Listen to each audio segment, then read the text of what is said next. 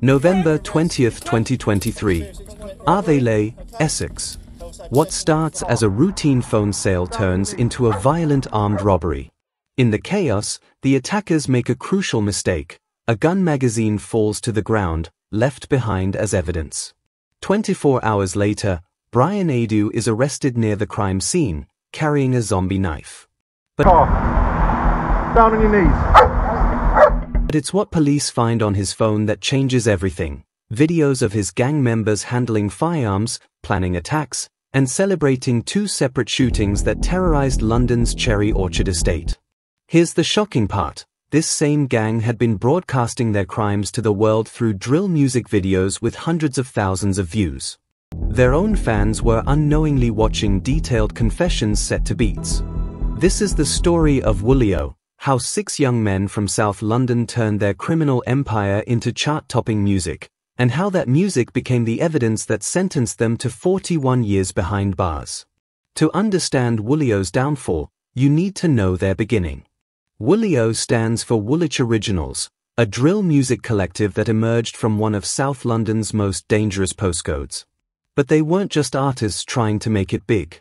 Core members Erna, MJ, S. Trapfit, Bryan Aidoo, and others were active soldiers in the broader Woolwich Boys Network, a criminal organization with tentacles reaching across southeast London, known for large-scale drug trafficking and brutal territorial violence.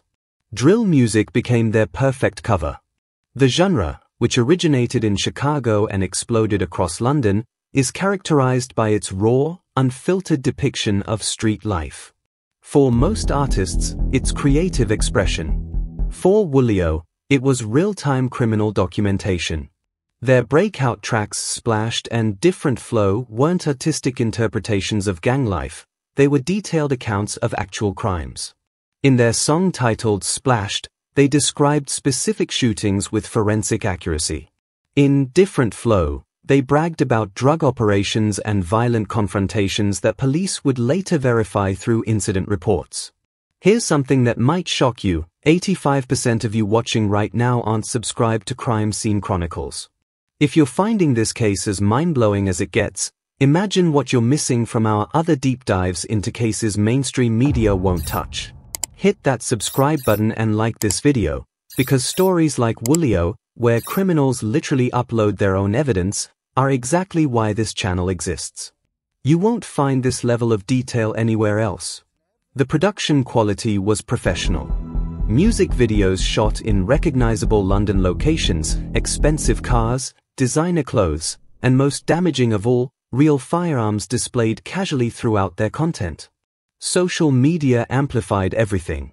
Instagram stories showing weapons. TikTok clips from music video shoots. Snapchat posts geotagged at crime scenes. Every platform became a potential evidence repository. What WOOLYO didn't realize was that detective constables across London had started following drill music closely. Not as fans, but as investigators. Every lyric was being cross-referenced with unsolved cases. Every video was being analyzed for evidence. Every social media post was being archived. By late 2023, WOOLYO had built 2 parallel empires, a legitimate music career generating real income, and a criminal operation funding an increasingly lavish lifestyle. The problem was, they'd made both empires completely public. Before the Unraveling robbery that brought them down, WOOLYO was already on police radar for something much more serious: 2 shootings that had terrorized residents of the Cherry Orchard estate in East London during October and November 2023. These weren't random acts of violence. They were calculated attacks that fit WOOLYO's established pattern of using extreme violence to establish territorial dominance and settle drug-related disputes. The first shooting occurred on a Tuesday evening. Witnesses described seeing multiple suspects arriving in a dark vehicle, opening fire on a residential building, then fleeing. Bullet casings recovered from the scene suggested high-powered firearms. No one was killed, but several residents, including children, had to dive for cover. The second shooting happened 3 weeks later, same area, similar methodology. This time, the target was more specific, a known rival dealer's property. Again, multiple shots fired, professional execution, clean getaway. Metropolitan Police launched Operation Trident investigations into both incidents, but initial progress was slow. No witnesses willing to come forward. No clear CCTV footage. The suspects had planned well. What police didn't know was that WOOLYO members were documenting their involvement in real time. Not just in private messages or encrypted chats, but in music that would later be uploaded to YouTube and Spotify. Post-shooting social media activity showed the gang celebrating. Instagram stories with cryptic references to wet work and drilling ops. Snapchat videos of members flashing large amounts of cash. TikTok clips filmed in the same clothes worn during the attacks. More damaging still, they began incorporating details from both shootings into new music. Lyrics describing the Cherry Orchard area by name, references to specific ammunition types, even boasts about residents running scared, all details that only the shooters would know. But WOOLYO's fatal mistake was about to come. Emboldened by their success, they decided to expand operations beyond London. Essex represented new territory, new opportunities, and fewer rivals. The Unraveling robbery was supposed to be a simple cash grab to fund their next music video. Instead, it became the thread that unraveled everything. November 20, 2023, 7:30 p.m.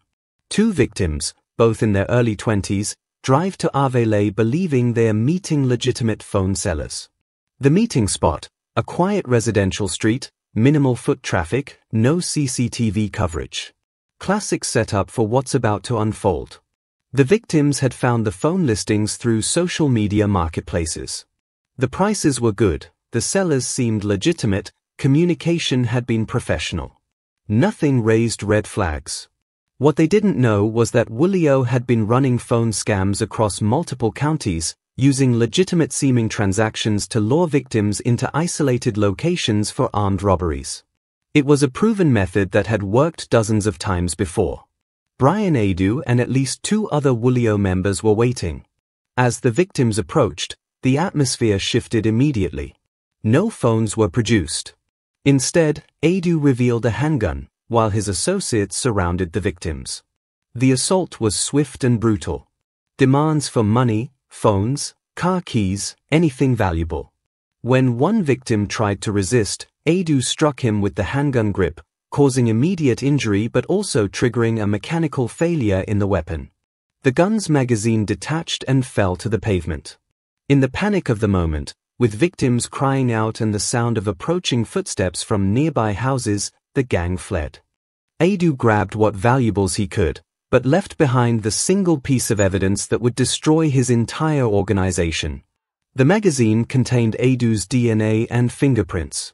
More importantly, the specific ammunition type matched casings found at both Cherry Orchard shootings.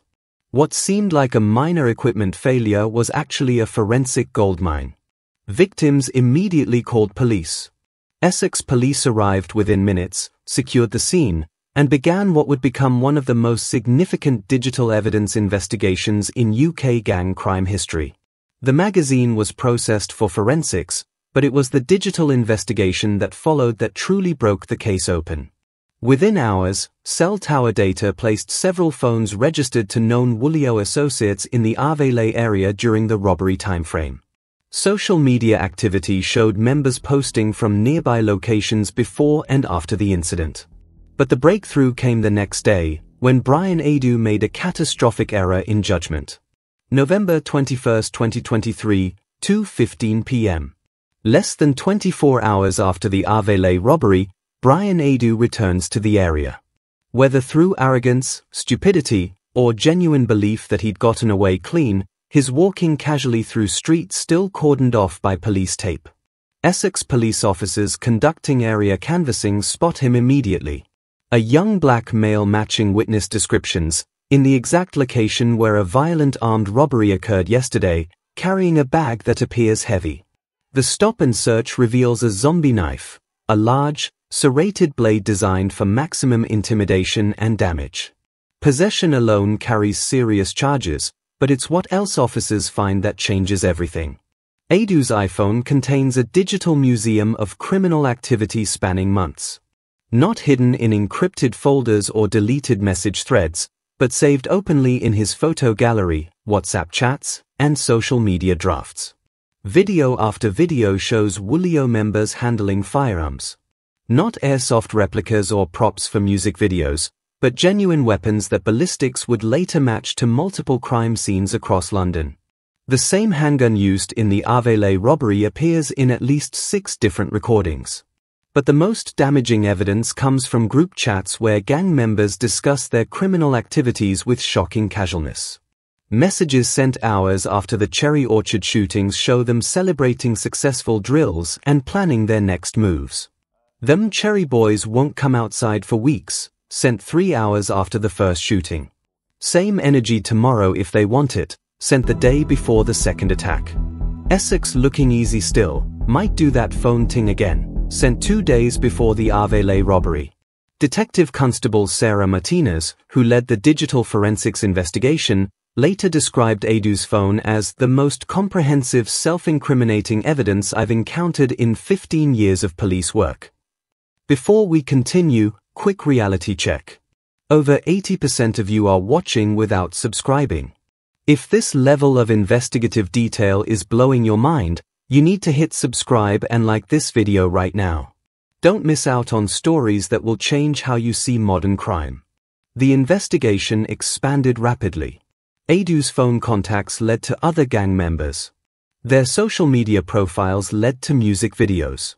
Music videos led to location analysis. Location analysis led to more crime scene connections.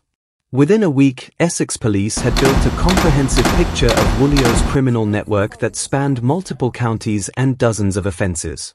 But the most shocking discovery was still to come. WOOLYO hadn't just been documenting their crimes privately. They'd been broadcasting them publicly, to paying audiences, for months. Their drill music wasn't just inspired by criminal activity, it was a detailed catalogue of specific crimes, complete with locations, methods, and outcomes. Lyrics that seemed like typical drill braggadocio were actually forensically accurate descriptions of real criminal events. Splashed contained 17 separate references to actual incidents police could verify through crime reports. Different flow included geographic details only perpetrators would know. Unreleased tracks found on their phones described the Cherry Orchard shootings with documentary precision. The Crown Prosecution Service realized they had something unprecedented, defendants who had not only confessed to their crimes, but had done so publicly, repeatedly, and for profit. What started as a simple armed robbery investigation evolved into Operation Woolwich, a multi-county police initiative targeting one of London's most prolific young criminal enterprises. Detective Inspector James Crawford, who coordinated the operation, assembled a team combining traditional detectives with digital forensic specialists, music industry analysts, and social media investigators. Their task: map WOOLYO's complete criminal network using their own content as evidence. The scope was staggering. Across YouTube, Instagram, TikTok, Snapchat, and SoundCloud, WOOLYO had uploaded hundreds of pieces of content. Music videos, behind-the-scenes footage, live streams, stories, posts, and comments, all potential evidence. Each platform required different analysis techniques. YouTube videos provided high-quality visual evidence of weapons, locations, and associates. Instagram stories offered real-time documentation of criminal activities. TikTok clips showed gang members in recognizable clothing later worn during crimes.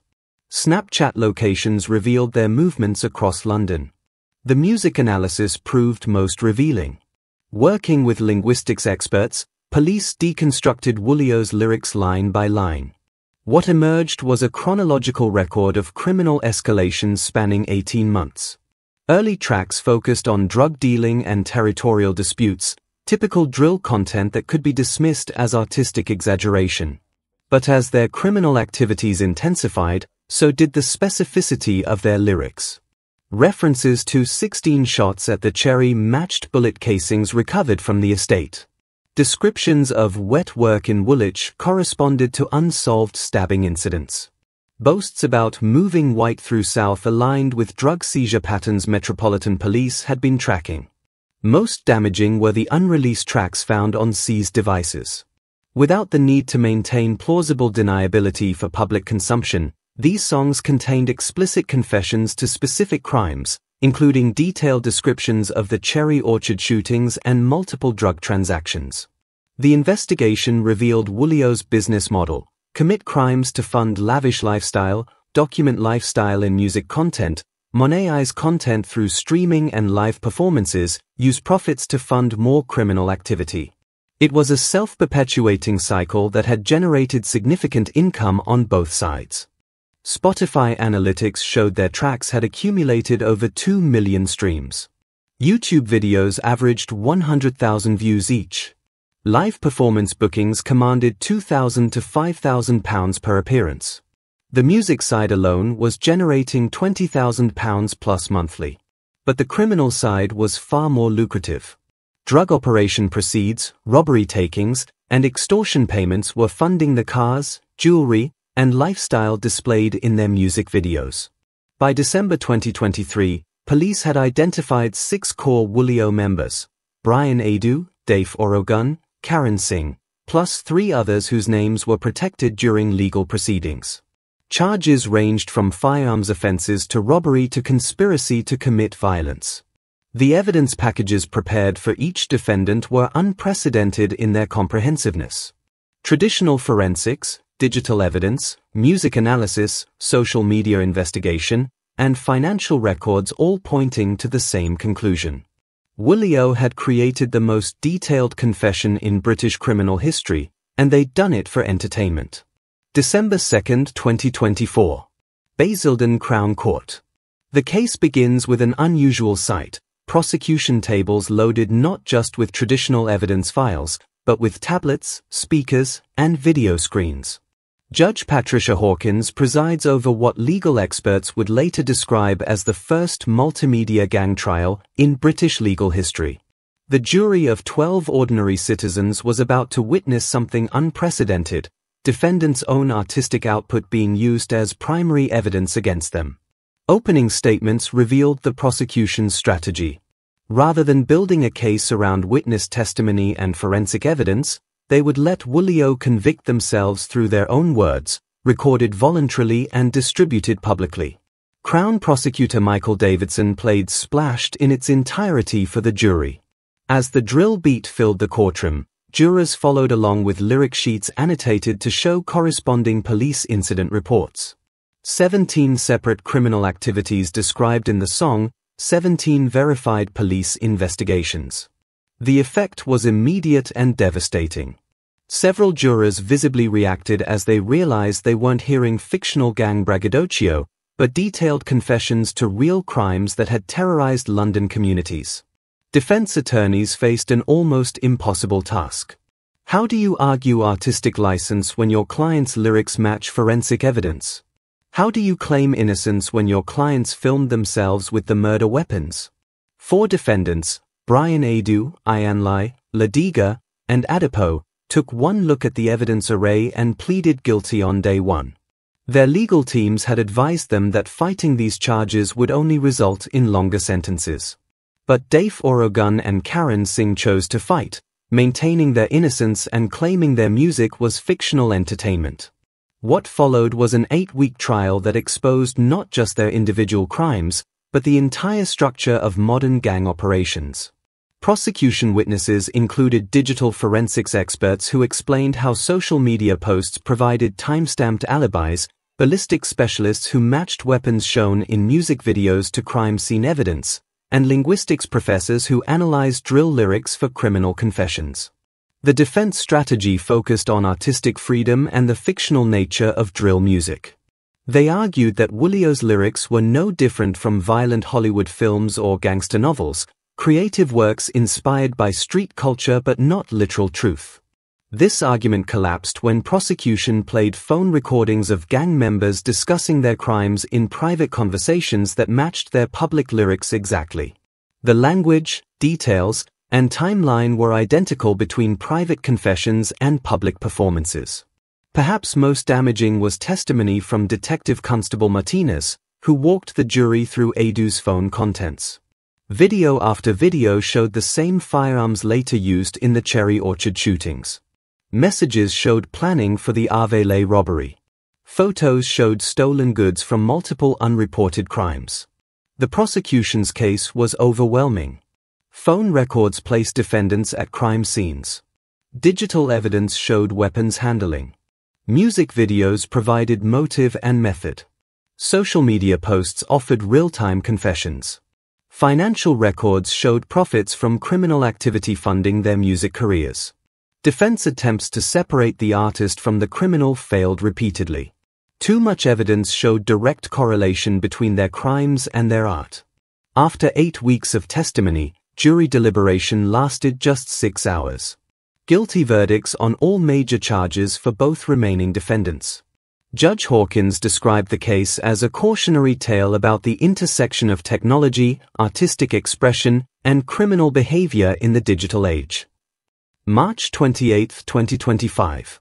The same Basildon courtroom that had witnessed WOOLYO's trial now hosted their sentencing hearing. Judge Patricia Hawkins faced the complex task of balancing justice for serious crimes with the unprecedented nature of self-documented criminal activity. Bryan Aidoo, identified as the gang's primary enforcer and the triggerman in both Cherry Orchard shootings, received the maximum sentence, 15 years. His role in the unraveling robbery, possession of firearms, and leadership position in multiple criminal conspiracies warranted the harshest penalty. Dave Orogun and Karen Singh, who had fought their convictions through trial, received 8 years each, longer sentences reflecting their refusal to accept responsibility for their actions.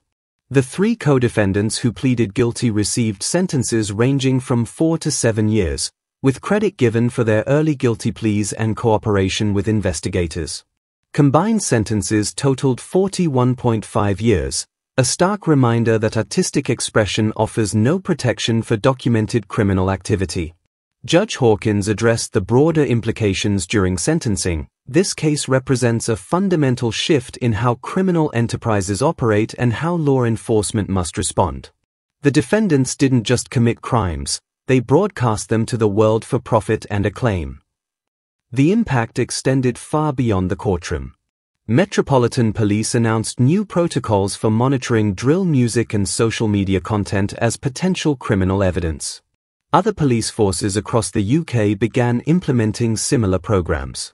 The Crown Prosecution Service published guidance for prosecutors handling cases involving social media evidence, using WOOLYO as the primary case study for how artistic content can constitute criminal confession.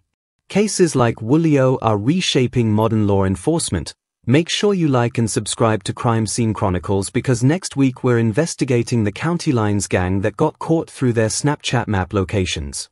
But perhaps the most significant impact was cultural. The drill music scene began grappling with questions about artistic authenticity versus criminal liability.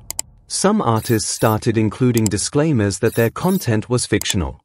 Others moved away from specific geographic or criminal references. WOOLYO's music remains online, but its context has completely changed. YouTube comments now debate evidence and legal proceedings rather than beats and bars. Their Spotify streams have increased, but listeners include law students and criminology researchers studying the case. The 6 convicted members began serving their sentences across different UK prisons. Appeals were filed but ultimately unsuccessful. The evidence was simply too comprehensive. Their former associates in the broader Woolwich Boys network faced increased police scrutiny. Several other drill artists with connections to criminal activity found themselves under investigation using methods pioneered in the WOOLYO case. The Cherry Orchard estate, terrorized by the gang's shooting sprees, began healing. Community leaders credited the successful prosecution with allowing residents to feel safe in their homes again. The WOOLYO case fundamentally changed how law enforcement approaches gang investigations in the digital age. What seemed like an isolated armed robbery in Essex became a template for prosecuting criminal enterprises that document themselves online. The legal precedents established extend beyond gang crime. Courts now regularly accept social media content, music lyrics, and digital communications as primary evidence rather than supporting material. The WOOLYO precedent has been cited in over 200 subsequent criminal cases across the UK. But the case raises complex questions about the intersection of artistic expression and criminal liability. Civil liberties groups argue that using creative content as evidence creates dangerous precedents for artistic freedom. Where does authentic street storytelling end and criminal confession begin? The drill music industry itself has transformed. Record labels now require legal disclaimers for artists with criminal backgrounds. Music video production companies employ compliance officers to flag potentially incriminating content. Streaming platforms have developed algorithms to detect and report content that might constitute criminal evidence. Some artists have embraced the change, using their platforms to promote anti-violence messages and community healing. Others have moved to more abstract lyrical content that can't be traced to specific criminal activities. The most significant long-term impact may be on criminal behavior itself. Young people considering gang involvement now understand that social media documentation can become evidence. The natural desire to document and share experiences, fundamental to Gen Z culture, conflicts directly with successful criminal activity.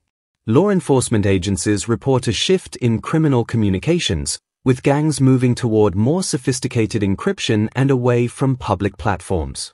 But they also report decreased recruitment, as potential gang members understand the risks of digital documentation. The WOOLYO Gang's case is ultimately about choices and consequences in the digital age. 6 young men from South London made a series of decisions that seemed logical individually but proved catastrophic collectively. They chose to commit crimes to fund their lifestyle. They chose to document that lifestyle for artistic authenticity. They chose to monetize that documentation through music and social media. And they chose to ignore the obvious risks of turning their criminal activities into public entertainment.